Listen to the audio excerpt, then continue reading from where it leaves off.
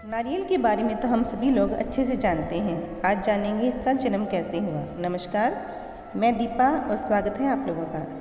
प्राचीन काल में सत्यव्रत नाम के एक राजा राज करते थे। वह प्रतिदिन पूजा पाठ किया करते थे। उनके पास किसी भी चीज़ की कोई कमी नहीं थी। वह धन दौलत से लेकर हर प्रकार की सुख सुविधा से समृद्ध थे।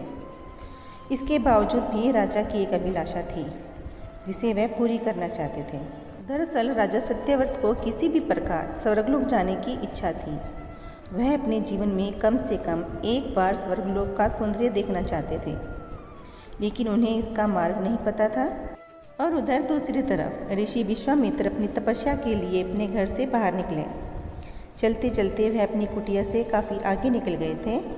काफ़ी समय भी बीत चुका था, लेकिन वह वापस घर नहीं लौटे और इसी कारण उनका परिवार भूख और प्यास से तड़पने लगा।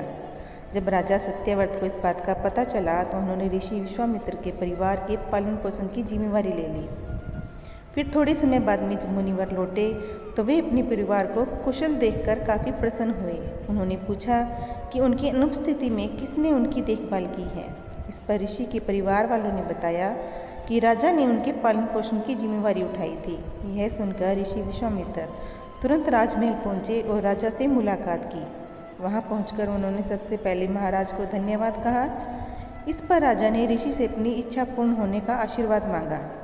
राजा की बात सुनकर ऋषि विश्वामित्र ने कहा, बोलिए महाराज, आपको क्या वरदान चाहिए। मुनि की बात सुनकर महाराज ने कहा, हे मुनि, मुझे एक बार स्वर्गलोक के दर्शन करने हैं। कृपया करके मुझे वहाँ जाने का वरदान दें। राजा की प्रार्थना सुनकर ऋषि विश्वामित्र ने एक ऐसा रास्ता बनाया जो स्वर्गलोक की ओर जाता था। यह देख राजा सत्यव्रत काफ़ी खुश हुए। वह तुरंत उस रास्ते पर चल पड़े और स्वर्गलोक पहुंच गए।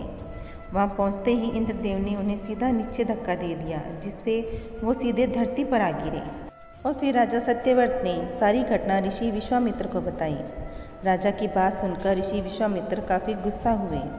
उन्होंने तुरंत सभी देवताओं से इस बारे में बात करने को कहा और इस समस्या का हल निकाला, जिसके बाद राजा के लिए एक नया स्वर्गलोक बनाया गया। नए स्वर्गलोक को पृथ्वी और देवताओं के स्वर्गलोक के बीचों बीच स्थापित किया गया, ताकि किसी को भी कोई परेशानी ना हो।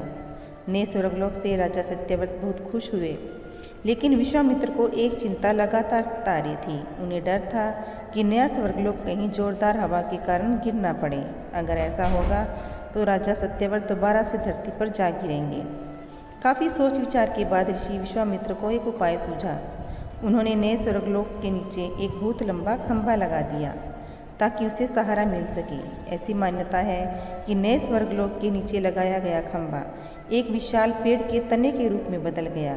और यही नहीं, कुछ समय पश्चात जब राजा सत्यव्रत की मृत्यु हुई तो उनका सिर एक फल में तब्दील हो गया। तभी से इस खंभे को नारियल का पेड़ कहा जाने लगा, जबकि राजा का सिर नारियल के रूप में जाना जाने लगा। यही कारण है कि नारियल का पेड़ इतना लंबा होता है।